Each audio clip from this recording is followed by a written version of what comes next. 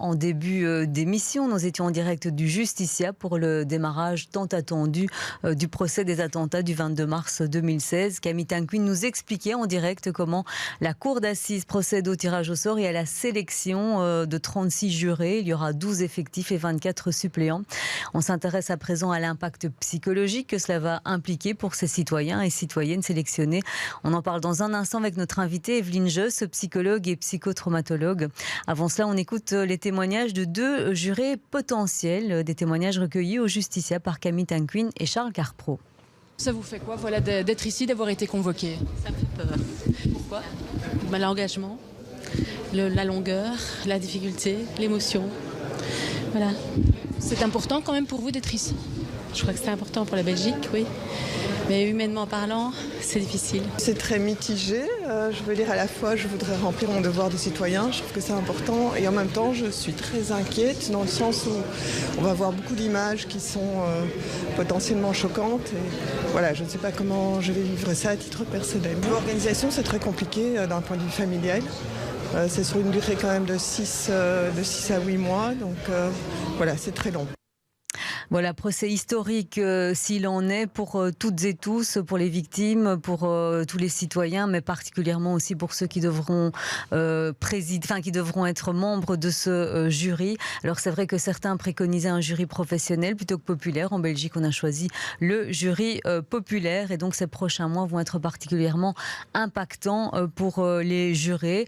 Sur le plan physique, avec de longs débats étendus sur au moins 6 mois, voire 9 mois. Aussi sur le plan psychologique. Et nous en parlons avec Evelyne Josse, psychotraumatologue. Vous êtes en direct avec nous. Bonjour Madame Josse.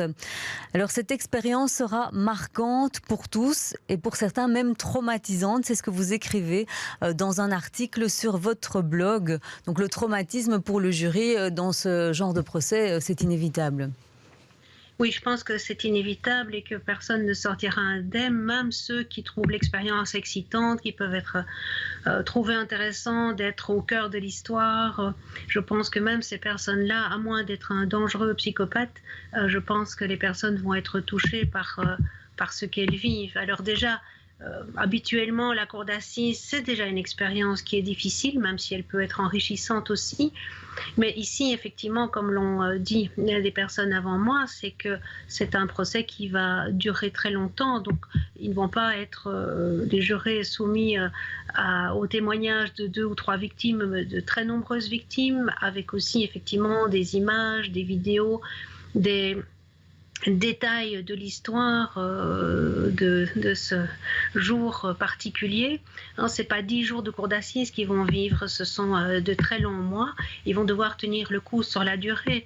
Et ce qui est différent aussi par rapport à d'autres affaires, c'est qu'ici, les attentats ont frappé aveuglément et donc ça aurait pu toucher n'importe qui. Ce qui veut dire qu'on va d'autant plus s'identifier aux victimes. Et ça, c'est quelque chose qui existe évidemment dans les cours d'assises habituellement, mais qui va être renforcé ici. Il y a déjà des magistrats qui sont impactés par l'instruction. Alors imaginez, c'est un petit peu comme des pompiers professionnels du feu qui se sentiraient déjà vulnérables à attaquer un incendie. Imaginez comment les passants sans formation doivent se sentir. Eh bien, on est un peu dans cette situation-là. Evelyne Josse, s'imprégner des faits et de tous ces témoignages, c'est ce qui est demandé à ces citoyens qui vont devenir jurer le temps de ce procès. Comment est-ce qu'ils peuvent se préparer et tenter de se protéger psychologiquement de ce qui les attend? Alors ça, je pense que c'est très difficile, à moins d'être suivi par un psychologue. C'est quand même très difficile, d'autant qu'ils vont peu avoir d'exutoire par rapport à leur charge, leur fardeau émotionnel, puisqu'ils ne peuvent pas parler de ce qu'ils vont vivre. Donc, ce qu'on peut leur conseiller, c'est d'avoir la vie la plus normale possible, mais c'est une gageure. Ils seront aussi un petit peu des éponges de la souffrance des victimes et eux-mêmes vont devoir faire face aux accusés.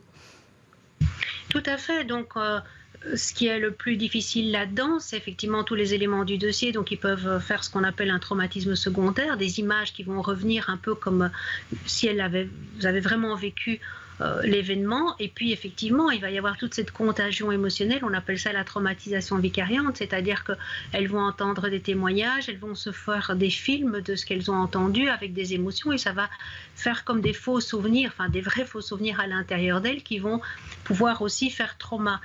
Et effectivement, il y a la confrontation aux auteurs. Alors souvent dans les premiers jours, c'est plutôt de la peur. Et puis, tout va dépendre comment ils vont se positionner. S'ils ne parlent pas, il y aura sans doute beaucoup de colère. Mais s'ils parlent, parfois le plus difficile, c'est qu'on est confronté en fait à des personnes qui sont normales. Elles ont commis des actes monstrueux, mais ce ne sont pas des monstres. Ce serait plus facile que ce soit des monstres quelque part. Et là, confronté à la réalité, il y a ce qu'on appelle la banalité du mal. Et c'est parfois extrêmement perturbant pour les jurés, aussi d'ailleurs pour les victimes, de se rendre compte qu'en fait ce sont des gamins un peu comme tout le monde. Alors parmi tous les événements traumatiques qu'il peut y avoir pour ces citoyens, vous en pointez un autre du doigt, c'est le sentiment, un petit peu d'imposture, de se sentir incompétent, de se retrouver du jour au lendemain, à juger des gens en fait tout simplement. Oui, alors ça, c'est ce qu'on trouve évidemment, je dirais, dans toutes les cours d'assises. C'est la difficulté à juger la culpabilité et aussi la proportionnalité de la peine. Ici, peut-être, c'est un petit peu moins difficile dans la mesure où, quelque part, les jeux sont faits. Il y a déjà eu le procès de Paris. Donc, c'est peut-être moins compliqué que dans d'autres procès.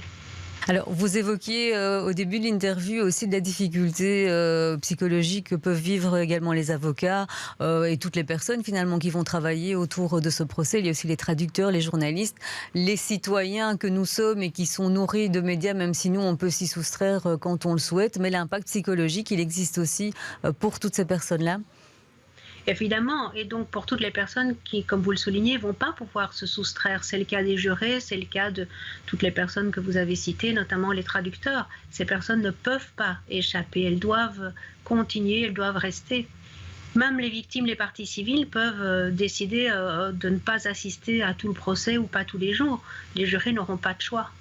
Et pour revenir sur ce que vous disiez en début d'interview également, sur la solitude aussi que peuvent ressentir ces jurés durant ces 6 à 9 mois qu'ils vont vivre, à ne pas pouvoir s'exprimer sur cette affaire qu'ils vivent de l'intérieur. Est-ce qu'on peut consulter quand on est juré dans une cour d'assises si on a besoin d'un soutien psychologique parce que selon ce qu'on fait face, est parfois trop compliqué à suivre au quotidien? Alors je pense que c'est une bonne idée. Le psychologue est de toute façon tenu au secret professionnel, donc il ne peut pas divulguer ce qui lui a été dit.